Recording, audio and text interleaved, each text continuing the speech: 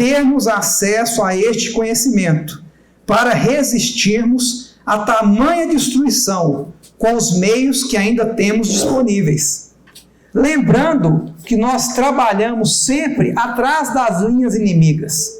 Os meios que estão disponíveis não são nossos, são dos nossos adversários.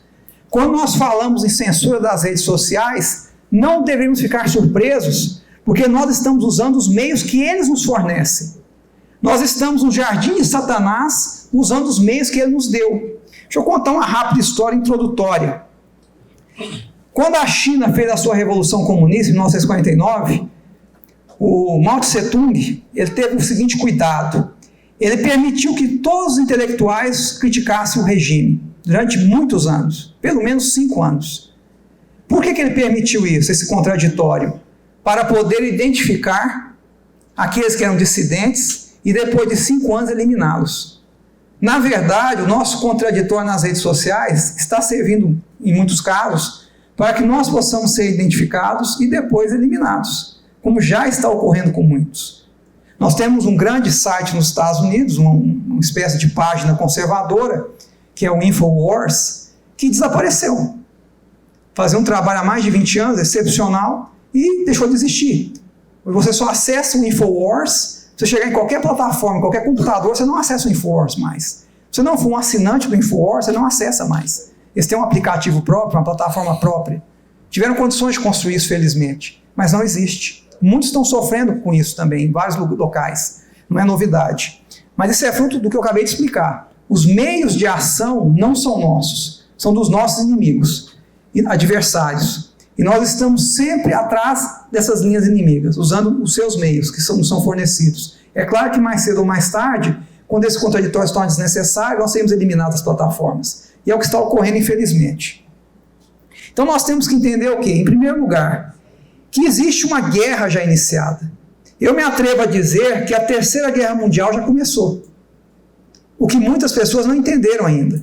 A Terceira Guerra Mundial, entre a velha ordem cristã, a velha ordem ocidental e uma nova ordem de base socialista, anticristã e totalitária, já começou. Tendo como protagonista a China, que foi construída ao longo de décadas como um grande laboratório com esse propósito. Esse dragão vermelho foi alimentado pelo Ocidente por décadas. E vou dar um exemplo. O déficit comercial só entre a China e os Estados Unidos, por ano, é da ordem de $500 bilhão, 500 bilhões de dólares, todos os anos, durante décadas. Então, na verdade, a China foi financiada e construída com dinheiro americano. Porque os americanos tinham esperança que com o dinheiro deles e com a influência americana no país, a democracia fosse alcançada. E foi o contrário. O dinheiro americano na China só serviu para fortalecer o Partido Comunista Chinês e fazer da China a grande potência que é hoje, inclusive militar. Então, na verdade, nós alimentamos nosso inimigo durante décadas. E agora ele mostra suas garras e se volta contra o próprio Ocidente. Então, essa guerra já começou. E ela não será com armas convencionais. Essa guerra utilizará armas biológicas e psicológicas, que já estão sendo usadas, já estão em curso.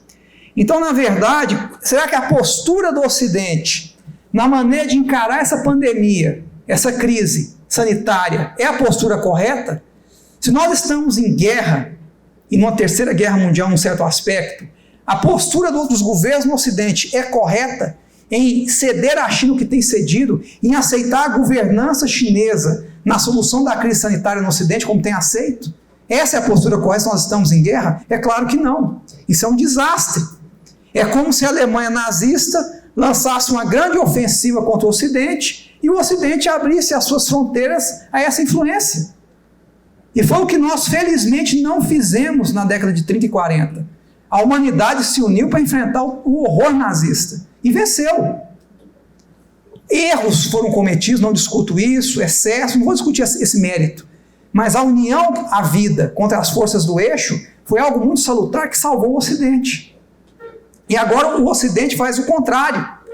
No lugar de se unir para enfrentar essas forças e achar uma solução feita no Ocidente, abraça a governança chinesa nos países e impõe ao seu povo um totalitarismo que nunca se viu, nem na Alemanha nazista. Nós estamos aceitando nas nossas vidas, por medo, por histeria, um controle do governo que é inaceitável.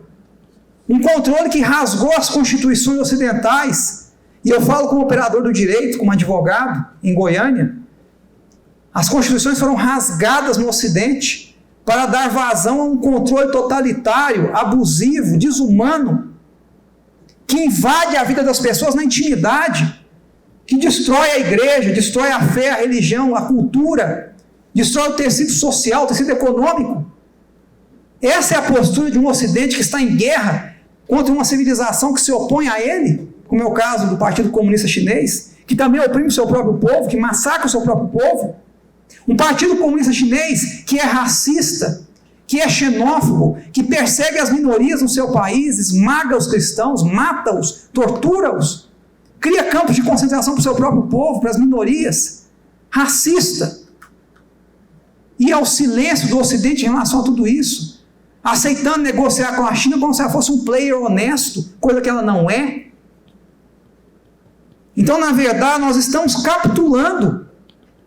E a Covid não foi a causa, mas o veículo que confirmou esse processo. Agora, nós temos que entender que isso não nasceu da noite para o dia. Isso tem uma razão de ser. E a razão é histórica também. Infelizmente, nós vivemos, ao longo de séculos, eu diria, a destruição do consenso cristão.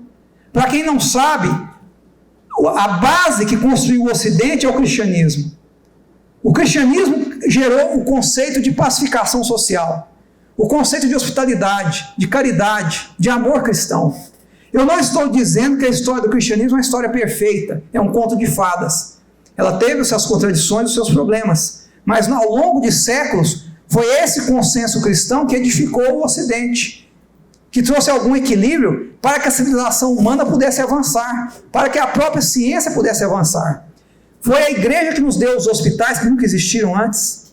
A igreja nos deu os centros de caridade, absorveu os órfãos, cuidou das viúvas e levou a sua palavra a todo mundo e construiu toda a civilização que nós temos, a própria ciência. Nasceu em universidades cristãs, muitas das quais eram seminários. Por exemplo, a famosa Harvard era um seminário de John Harvard nos Estados Unidos. Infelizmente hoje, não vamos entender o processo, é um bastião de anticristianismo. Estávamos falando da Ivy League aqui nos bastidores, né? Princeton também era um seminário cristão, hoje totalmente deformada. Mas isso foi um processo histórico. Mas na raiz está a base cristã que nos legou a civilização como nós a temos hoje. E essa base, ela é indiscutível. Agora, qual é a proposta dos nossos antagonistas? Destruir essa base cristã por qualquer mecanismo que seja, inclusive um mecanismo sanitário, e colocar algo no lugar que será incapaz de nos legar o que foi legado em 2000 anos de história. Você não constrói uma civilização em uma geração. Na verdade, isso é uma ilusão, é um sofisma, que é suicida. O que o socialismo prega, o que o marxismo prega é suicídio civilizacional. É um holocausto revolucionário que irá destruir tudo a pretexto de construir algo novo, que não será construído. Foram mais de 40 tentativas no mundo de implantação do socialismo de Estado, todas fracassadas. Todas levaram a uma opressão imensa, morte, tortura, destruição, fome, miséria. Isso é dado histórico. Podem espernear o tanto que quiserem. Isso é um fato histórico. O capitalismo, com todos os seus defeitos, tirou mais pessoas da miséria que qualquer regime socialista na história da humanidade. Isso também é um fato, é dado econômico. É o objetivo da realidade. Mas o socialismo vende uma mentira da igualdade, do cuidado com os mais humildes, quando na verdade troca a chamada classe opressora capitalista por uma classe opressora muito pior que o capitalista, que é a classe opressora dos políticos, que agora com essa pandemia passaram a ter poderes imperiais sobre as pessoas, poderes que nenhum rei absolutista da Europa sonhou em ter, que nem os piores ditadores sonharam em ter. E nós temos em cada cidade, em cada estado, em cada país, ditadores locais, reis, que são piores que os piores monarcas da história da Europa cristã, perseguindo o seu povo, usando a polícia, que é paga com o dinheiro do contribuinte, para oprimir as pessoas, para impedir que as pessoas acessem as praias, as florestas, as cachoeiras. para invadir a casa das pessoas e puni-las quando estão orando em família, como ocorreu em Santa Catarina no início da pandemia. Exemplos concretos todos os dias saltam aos nossos olhos, de uma opressão que nunca foi vista na história humana. Agora, por que nós estamos aceitando tudo isso? Voltando às origens. Porque nós rompemos com esse consenso cristão ao longo dos séculos que nos legou a civilização ocidental. Se nós ainda estivéssemos, eu falo nós como todos nós de alguma maneira fomos influenciados por esse processo histórico. Se nós estivéssemos enraizados nesse consenso cristão, o Estado sequer se atreveria a invadir as nossas vidas como tem invadido e a impor esses obstáculos às liberdades como tem imposto. Se o faz, é porque nós de alguma maneira fomos contaminados por essa ruptura e nos submetemos ao Estado de Deus que nós construímos. Nós construímos o Estado para servir ao homem. O Estado cristão, ele foi concebido para servir ao homem e temer a Deus. Com a destruição do consenso cristão, restou o Estado Deus, que agora mostra as suas garras e a sua verdadeira face e oprime a humanidade de uma maneira como nunca foi vista nem nas piores ditaduras.